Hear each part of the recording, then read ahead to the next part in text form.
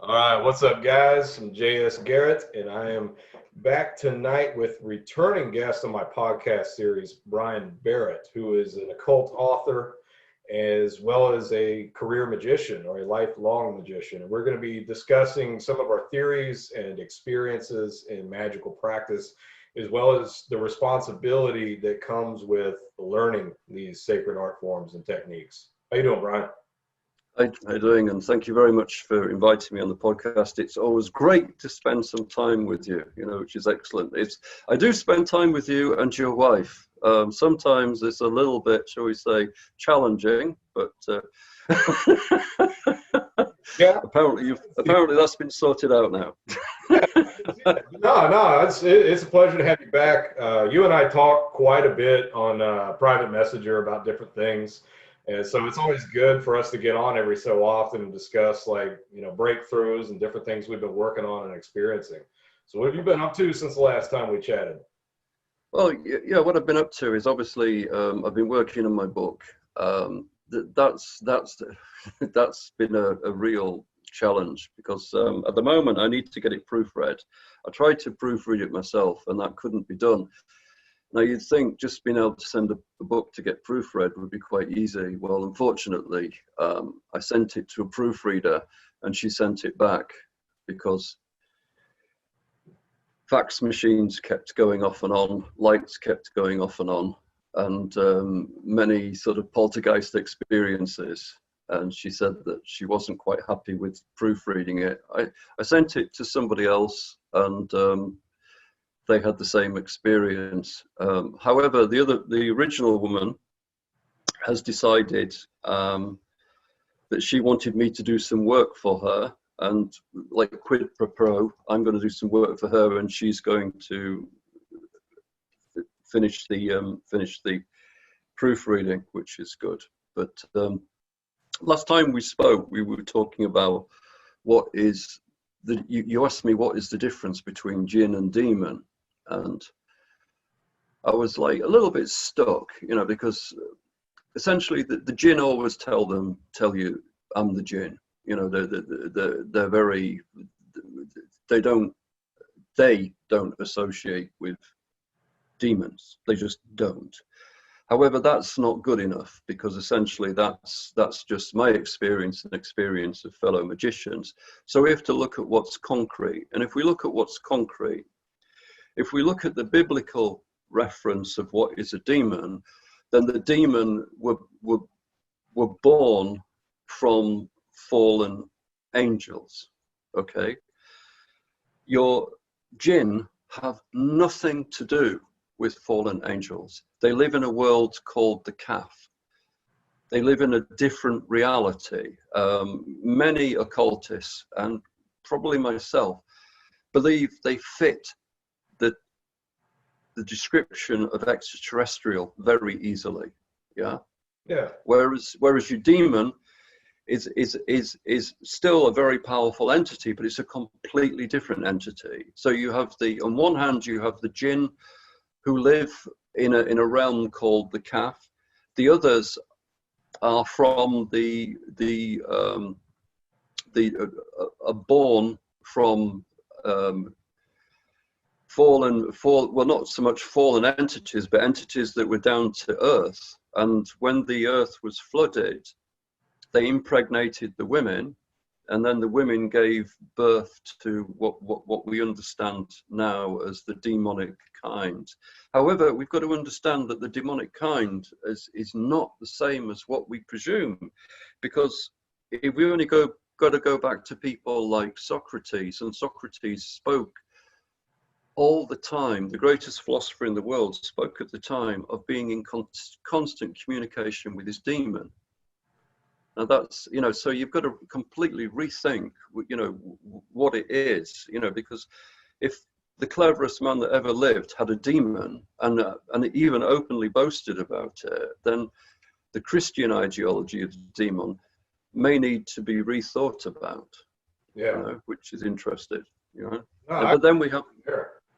No, I really agree with you there. I don't think, people are like, oh, it's a demon, they're like angel good, demon bad. Like this is what they constantly preach to us. And, in church and television and everything else. And the word demon, or is derived from Daemon, which just means teacher, whereas angel means messenger. So like the angels will bring you the knowledge, and then the demons will teach you how to utilize that knowledge in your life.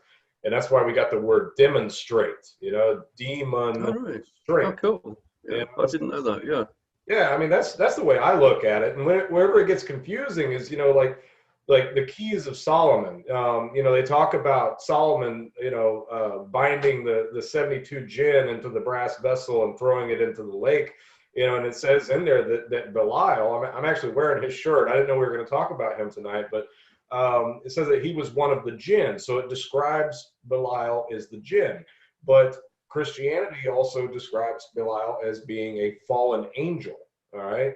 And he's also described as a demon. So I think that, I don't know, I think it's difficult reading through all these different books to determine like how to classify a lot of different spirits, so that's why it's good to discuss these things. Yeah, I think the main difference with the jinn is like I said, that they are related to a different world. It's called the Kaf. Yeah, they come through the Kaf. Like demons, the jinn 100% exist. There's no way they don't. Okay, there is no way they don't. I mean, if you put a gun against my head and said, "Do jinn exist?" I would say yes. Yeah. Same with do demons exist? Yes. But so, and this is where a lot of people have got to take responsibility, because you're dealing with ancient powers, powers that are beyond your comprehension. Yeah, it's like really when you start in Magick, and even when you've been in Magick for a long time, it's very similar to a chimpanzee driving a Ferrari. Seriously. I'm not joking with that. You've got this great idea, but realistically, you have no idea what you've got underneath you, or around you. Seriously. I mean, that's the one thing that surprises me all the time. And that's why I always approach my work with extreme humility, Yeah. And I believe you do as well, because I've seen you work. I don't see any arrogance. I don't see any brashness. I just see humility. Well, it's good to practice humility and stay humble, because what I see happening over and over again with people who practice these art forms, as they get better and better at it and obtain more and more personal power, they start to develop the elitist mentality, and that's, I think that's where we really go wrong, I mean, yeah, it does get old dealing with people who don't actually practice. That does get old. So you start to look at people who do actually practice and take it seriously as like this own little small niche group of people that are actually doing what they say they're going to do. And it makes it really, really easy to just dismiss other people that come to you for help or come to you asking questions. And it seems like every time somebody starts to get too high on their pedestal, they always end up doing a face flop. So I mean, being humble is important. Oh, absolutely. I mean, this is, and I think that the humility comes from respect in yourself. And before going on Earth, we were talking about the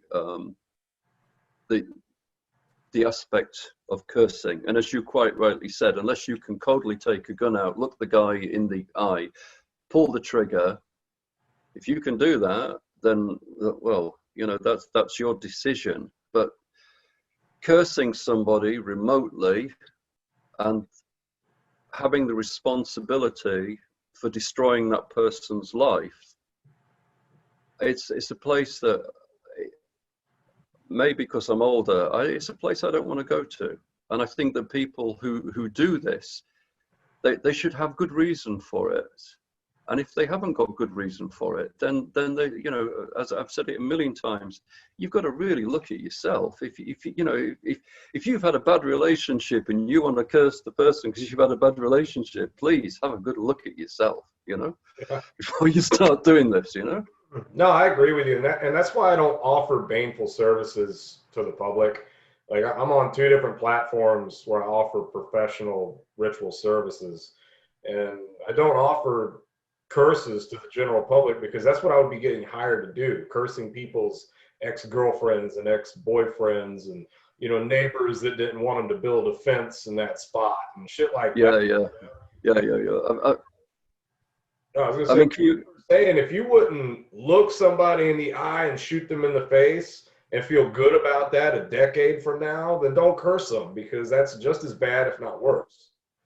but going back to the humility, okay, going back to the humility, right? Okay, so someone comes to you, my neighbor's built a fence. Can you use one of your ancient powerful gods to curse a neighbor for building a fence, you know? Yeah. Surely you want a better economy. Surely you want a better lifestyle. Surely you want more love in your life. You know, you want me to use a massively powerful God just because your neighbor has taken 6 inches on your fence. You know, can you imagine the God? It must be like, oh my Jesus, you know, what have I done? You know, to even want to associate with this human, you know? Excuse me. I don't think you'd maintain the God's respect for very long if you were doing that, you know, over such trivial shit. You know, people piss me off all the time, man. People that, you know, there was a guy in the gun store the other day, go in to, you know, get a gun. And the dude, there's something about men who work in gun stores that have like this man complex. You know, like they're often like law enforcement rejects or military rejects, and so they go work in a gun store and they carry a gun on their hip and they walk around with their chest puffed out, and you know they're tough shit because they work in a gun store. And if you want to find the nearest asshole, find the gun store. That's what I always say. And so this guy royally pissed me and my wife off so bad that, you know, we ended up leaving the store. And in that moment, I wanted to strangle him. And all the way home, I'm thinking about how bad I want to fucking hurt this guy for what he just did. And I'm also thinking, you know, I actually could, if I wanted to, if I decide to, go home and totally wreck this motherfucker for being the rude piece of shit he just was to me. You know, but by the time I get home, I'm thinking about it more rationally. And I'm like, okay, yeah, does he deserve to have his ass kicked? Yeah, probably. Does he deserve to, you know, shit out his prostate in 6 months because I gave him cancer? No, he probably doesn't deserve that for being a dickhead. You know, if anything, I would do a ritual to, you know, enlighten that person a little bit, you know, and help them out after I've had time to calm down about it. So, I mean, that's where I tell people, you know, really think about it before you do it. Don't do it from a place of anger. Wait till you're not mad anymore and then say, would I still kill this person if I could do it and get away with it? And if the answer is yes, then go for it, you know, but don't do it over something stupid. Yeah, I totally agree with you. And the other thing as well is, you know, as well as I do, we're not talking karma here. We're just talking common sense. If you're an arsehole and you're an arsehole to everybody who walks in that shop, one, you're going to lose business heavily. Yeah. But secondly, you may be talking to the guy who's been waiting for you to talk to him like an arsehole all year. Yeah. You know, and you're gonna get your payback quicker than you could imagine. And generally speaking, that's what happens. You know, if you're a rude arsehole going around bothering people all the time, you're going to meet someone who's been waiting for you all year. Yeah. Yeah. You know, seriously. Somebody that's just crazy enough to walk back in and shoot you after you're rude to them, or, you know, maybe that person is a black magician and you don't know it, and he's going to go home and curse you to death because he's got some pent up rage that he needs an outlet for, you know? Like, people don't even think about that kind of shit. or if you're at a gun shop, you're going to have somebody who comes in who is a professional, someone like who is SAS or MI5, MI6, and they would dispatch you in seconds. Yeah. You know, seriously, and that's what these guys meet. Eventually, they meet them, and you see them a few weeks later walking with a limp, and you think, oh yeah, you met the guy, I see.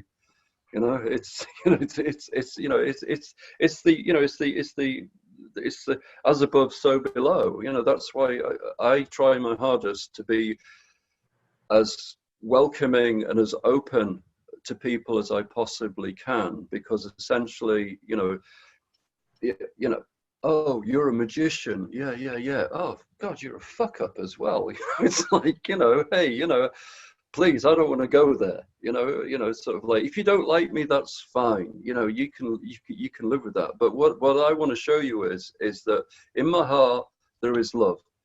You know, and I want the best for you, and hopefully you want the best for me. If you don't, then I don't want to do business with you. That's great. You know, that's lovely. You know, namaste, off we go. You know, why can't everybody else be like that, please? You know, yeah. It's that simple. It's that simple. You know. It's maybe asking too much, but it's that simple. But no, I don't think it's asking too much, but it's asking more than we're probably going to get, you know. And like these, I don't call it the occult community. I call it the occult neighborhood, because it's not really a community. Most, like 85 to 90% of them, are just people who are online LARPing, talking about the occult. They're not actually practicing magic. And then, you know, you see the ones that are actively practicing ritual magic, and then they're typically fighting with each other, you know, instead of working together. Right? Yeah. Oh, please. Since I was a boy, I have seen this, right? Yeah. It's like a competition. Who's got the biggest dick? Seriously, you know? Yes. Yeah, but no one's going to show their dick. You know, seriously, it's like, but I mean, you know, you're a high magician, and I'm going to tell you now. Look, I go to India, right, and I meet some people that can only be described as out of this world. You know, we're talking about a tradition that goes back thousands of years. These people are linked to that tradition, and one of the powerfulest magicians that I know is one of the most humblest people that I know. And he could kill you. Seriously, you know, without any effort whatsoever. And I learned so much from him, you know, to just gentle, peaceful, loving person. But trust me, you know, if he wanted to, that would be it. I mean, you know, like, people have to understand, you know, you're dealing with gods, you're dealing with jinn. You have to have that humility within yourself, as we spoke about. But like I said, you know, like, there's guys like you who know what they're doing 100%, yeah. But then we've got guys who've been doing this for thousands of years. My friend who lives in Kashmir, very powerful magician. He told me stuff that you wouldn't believe. Yeah. For example, he made this ring, and like, there are, even today, people will come up to me, people who know, because I mean, I don't know if you can feel anything through here, but I was at a party and I was wearing it at a party, and this man came up to me and he said, "How can you wear that ring?" And I said, "Well, it was made for me by a friend." And he said, "That ring could kill you." And I said, "Yeah, I know." You know, he could feel it. And he said, "Can I hold it?" And I said, "Do you really want to hold it?" He says, "Yeah." I said, "Okay." And I gave it to him to hold. I presumed if he could feel it, he'd understand the responsibility. And he was just looking at it like this. And he said that he'd never seen anything like it. He said it must have been made by a really high magician. I said, "Yeah, it was," you know, and, you know, literally, this ring, it can kill. Yeah, end of story. It can kill. However, it can do proper magic as well. funny story for you. We were talking to one of my wife's friends, and he was going on and on and on and on and on. And I said, please, I need to leave. And I said it to the ring. And the guy just went, I'm going to have to go. And shook my wife's hand. Sorry, petty, I know, but please. He was a nice guy, but sorry. You've actually got an actual spirit that lives in that ring, correct? Yeah, it's a Kadam. Kadam. It's a Kadam. Yeah, Now, it's a Kadam. similar to a Jinn? Can you explain to people what that is? Kadams are safer. Kadams are very demanding. Now, imagine having a very high maintenance girlfriend. Okay. Then times it by 10. That's your Kadam. Yeah, okay, yeah. Now, your Kadam, it likes the Muslim verses. So quite often I have to read it or listen to Muslim verses on YouTube while I read the ring. Yeah, it loves that. They're absolutely beautiful. I've only seen her once, and yeah, she's staggering. Incredibly intelligent, as you'd imagine. My other friend, who's an enlightened, he'll grab the ring off me because he loves talking to her because she's absolutely filthy. Okay, absolutely filthy, right? Yeah, she's going to do everything to him, and it's a test. It's a test. That's what they do. With me, she's kind of okay. I think it's because I'm old. She doesn't do that, but your Kadam is really your own personal angel. But if you piss her off, she'll go. There's no two ways around it. She will go, and yeah, sort of like I'm still working on getting you one, but it's the responsibility of wearing it. Sort of like many people can't wear them all the time because essentially, even I've stopped wearing it all the time because they want you to meditate. They want you to read the Quran. They want you to be, highly spiritual all the time, because that's what they get. That's what they want. Whereas the jinn in the ring is a completely different thing. If you want the jinn in the ring, you have to approach one of the kings. The king will send an emissary. The jinn is then put in your ring for a certain amount of time. After you've used the jinn will then have to be sent back to the kingdom that it comes from. Yeah. If you don't, now this is where a lot of people go wrong. Oh God, I bound a jinn to my ring. Good luck. Because if you haven't asked for permission, you can bind it without the permission. And the king, and when you're dealing with a jinn, you don't deal with one of them. You deal with thousands of them. So you trap one into your ring, you're going to have 1,000 wanting their friend back. Yeah. And I will tell you now, and I'll tell your audience, they enjoy hurting you. Okay? Now, do you want 1,000 guys on your back who enjoy hurting you? No, not really. Exactly. And that's what when people talk to me about binding, I said, you don't do it. I said, if you do it, you have to contact the king. You have to have a good relationship with the king. And believe me, you don't want it. You don't want a jinn in your ring because your neighbors blocked you in a few times, because that would be a complete waste of time. I mean, sort of, it's like you want the jinn for important spiritual work, or if you seriously have a monumental task that you need help with, then you would use the jinn. Where the Kadam is, she's with you all the time, but it's more of a spiritual guide. You can't tell her to do anything. Trust me. You sort of say, I want this, and she'd be like, whatever. It's like you have to. It's mutual respect with her, and when she loves you and you love her, then she might do something for you. But between then, it's not going to work. You can't order her around. There's no way. I mean, she's 15 times stronger than a jinn. Wow. To give you some idea. So you can't order her around. Not even the jinn can. When I was attacked, she got beat to shit. Right? There was thousands of them. She got beat to shit. and she had to recover. And when she came back, she was really apologetic, you know, and she was like, "Oh God, I'm really sorry, you know, I let you down, but I couldn't cope. There was too many, you know." Yeah. I mean, you know, so, you know, this sounds like science fiction. It's not, you know.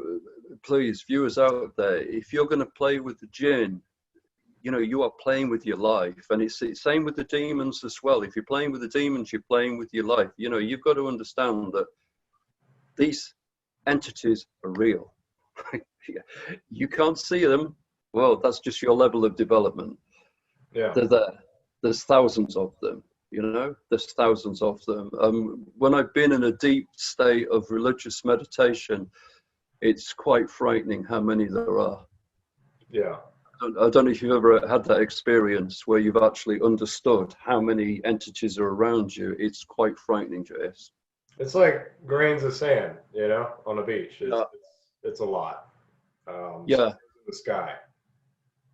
Yeah, it's yeah, and I think you have to be at a certain level of magical maturity to be able to do that. A funny story for you: a friend of mine who is a very high level magician. He's one of the highest masons in the world, but he's also a very high level magician. And he rang me up and he said, "You'll never guess what happened to me." I said, "What happened?" He said, "I was in a meeting." I said, "Yeah." He said, "And?" He said, "About 1,000 of them came through, all asking different questions while he was in the meeting. And he was having to try to keep his act together in the meeting while there was all these entities firing questions at him, you know, and they were like, "Oh, do you need a drink of water? Are you okay?" Blah, blah, blah. And he said, luckily there was a break in the meeting and he just stayed there and he said, "Look, guys, you know, I'm in a meeting, you know, I can't deal with you guys at the moment, you know, come back." And he said it was like being on a big tube station, you know, in a tube. And he said, you know, like, "Whoa, I don't want that happening again."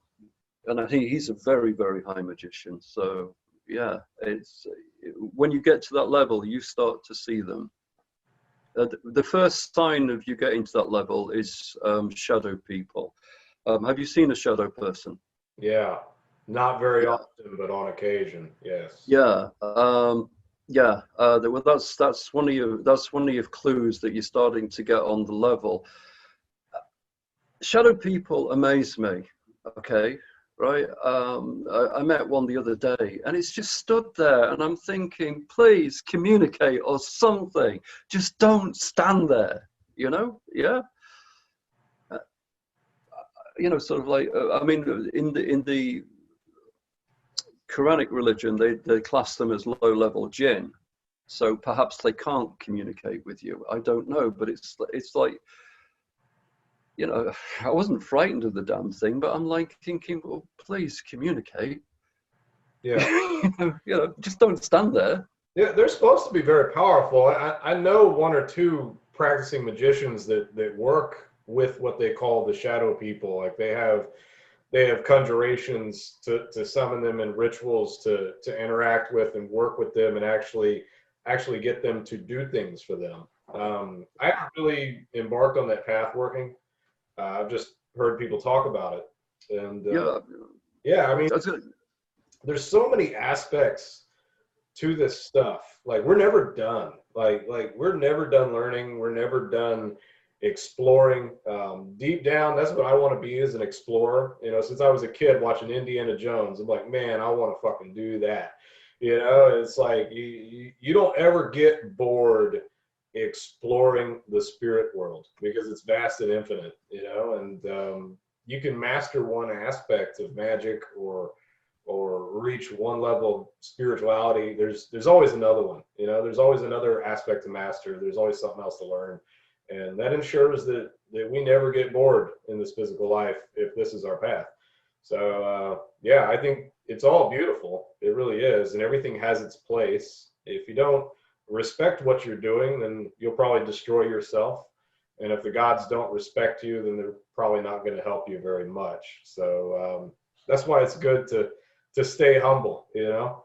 Yeah. If you become extremely arrogant, that is when you're going to lose respect, you know? Yeah, because if you look back at the ancient mysteries, the Eleusinian mysteries is probably one of the few, if you like, windows to the past that we have. Yeah, and they spent so many years destroying the ego. It's the same in the Hindu religion as well. They spend so many years destroying the ego, and it's exactly the same in Sufism and on all these, you know, what I would call spiritual arts. They destroy the ego. But it's like also what you said on one of your podcasts. You actually said something which I found profoundly deep, and you were on about birthdays.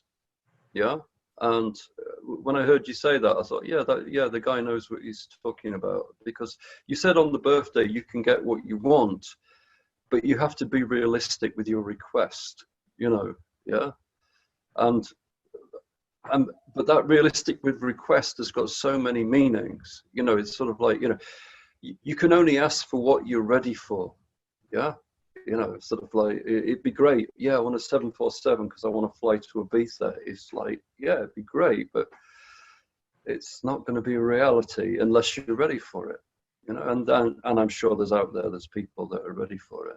You know? Oh yeah, I'm sure there is, and yeah, you know, if people hear like the Make-A-Wish thing and they're like, oh, I can wish to fly like Superman, you know, or I can wish to have my favorite celebrity crush fall in love with me. Like, no, it's not going to happen. It's not realistic.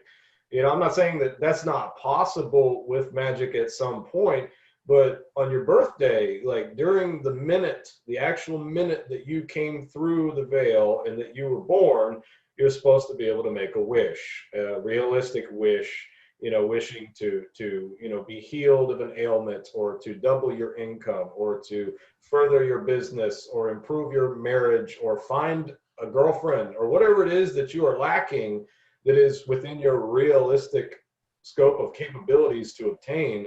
You could wish for that, and it is supposed to manifest within a year's time. So the old man that told me this, I'm thinking, okay, that kind of makes sense. I'm going to try it. And so I did it for 5 years in a row, and I was realistic. And every single time, before my birthday, the coming year, the following year, that had manifested. So I felt like I had to do a video on that, you know, because I really appreciate that video, because it spoke to me on so many levels. You know, sort of like, you know, there was the superficiality of you've got to be praying for, you know, something that's realistic. But of course, for it to be realistic, you have to be realistic. yes, Yeah, and that really takes a lot of soul searching. You know, of course, everybody would want Sophie Loren to come to their room on a night or wherever they want. You know, so, yeah, I'm sure your wife would be very impressed. I'm sure my wife would be very impressed. But the point being is you know, we have to understand where we are in this game. You know, and as we've said, sorry, it seems to have been a night of humility, but that's where you have to be. You know. yeah. I agree with you. So I mean, we are just about out of time here. Okay. Is there anything else that you want to leave us with? Like, is there anything else that you want to touch on before we wrap this up? Well, I think we've taught on everything. I mean, you know, the one thing that we both agree with is that people who are on the magical path, it's not a license to be an arsehole. Really, that's the bluntest way I can put it. What it's a license for, it's a license to be the best you can be. You know.